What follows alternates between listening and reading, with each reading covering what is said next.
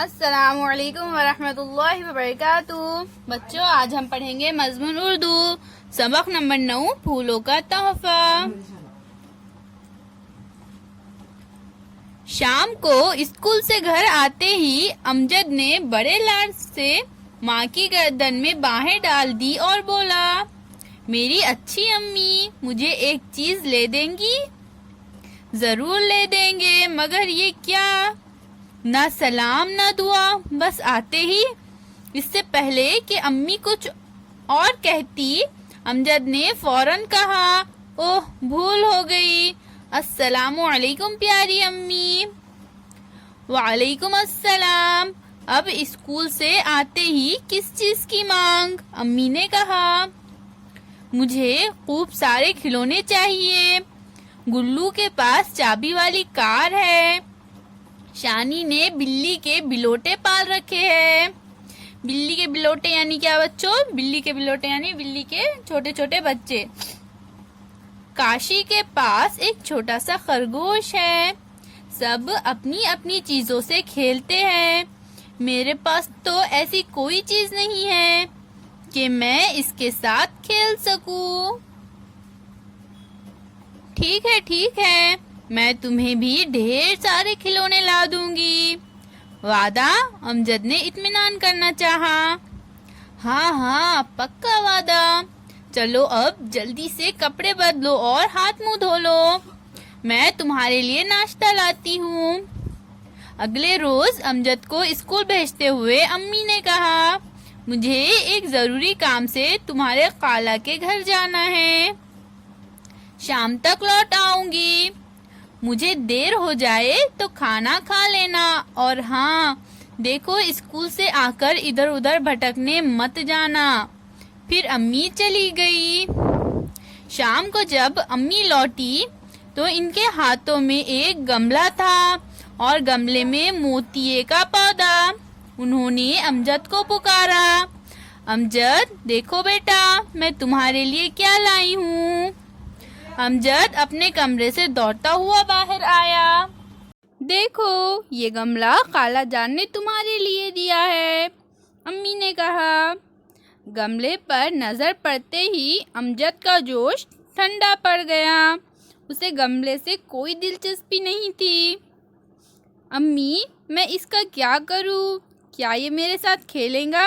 گندا سا پودا، امجد نے برا سا منہ بنایا۔ بیٹے، یہ موتیا ہے، جب اس پر پھول کھلیں گے اور سارے گھر میں خوشبو پھیلیں گی تب دیکھنا۔ امجد نے امی سے کوئی بحث نہ کی، کھانا کھا کر چپ چاپ سونے چلا گیا۔ ایک روز جب امجد صبح سویرے مسجد سے نماز پڑھ کر گھر آیا تو اسے سارا گھر مہکتا محسوس ہوا۔ وہ حیرت سے ناک چڑھا چڑھا کر خوشبو سونگھنے لگا۔ امی، یہ کیسی خوشبو ہے؟ پھر اس کی نظر کھڑکی میں رکھے ہوئے گملے پر پڑی جس میں ایک پودا تھا اور پودے پر 4 پھول کھلے ہوئے تھے۔ وہ لپک کر گملے کے قریب گیا اور آنکھیں بند کر کے گہری گہری سانسیں لینے لگا۔ اسے ایسا کرتے دیکھ کر امی نے مسکراتے ہوئے کہا، دیکھا، میں کہتی تھی پھول کھلیں گے تو سارا گھر خوشبو سے بھر جائے گا۔ امجد نے آنکھیں کھولی۔ اب اس کی آنکھوں سے گملے اور پودے کے لیے پیار جھلک رہا تھا۔ اس نے ہولے سے پھولوں کو چھوا۔ اسے ایک عجیب سا احساس ہوا، ایک پیار بھرا احساس۔ امی نے اسے ایک اور گملہ دیا۔ اب وہ گملوں اور پودوں کی دیکھ بھال کرنے لگا۔ وہ گملوں کو صاف کرتا، پودوں کو پانی دیتا۔ اس نے گملوں کو سبز رنگ بھی دیا تھا۔ اس کا زیادہ وقت گھر ہی پر گزرنے لگا۔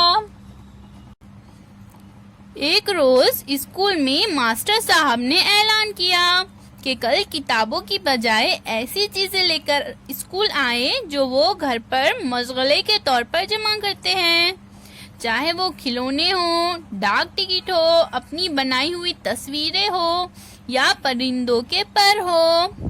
اعلان سن کر امجد بڑا پریشان ہوا، اس کے پاس تو ایسی چیزیں نہیں تھی۔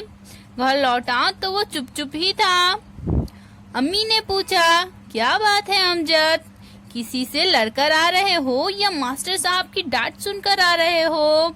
پہلے تو امجد چپ ہی رہا، مگر جب امی نے بہت کریدا تو اس نے سارا ماجرا کہہ سنایا۔ امی نے کہا، اس میں پریشانی کی کیا بات ہے؟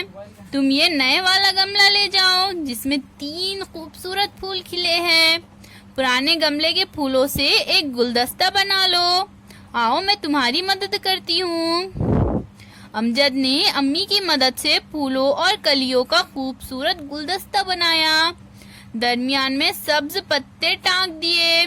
اس نے گملے کو اچھی طرح صاف کیا، اسے یقین تھا کہ اس کی چیز سب سے الگ اور انوکھی ہوں گی، ایسی چیز کوئی نہیں لائے گا۔ اسکول پہنچ کر اس نے دیکھا کہ کوئی لڑکا بلی کا بچہ لایا ہے، کسی نے طوطے کا پنجرا اٹھا رکھا ہے، کسی کے پاس مٹی کے کھلونے ہیں۔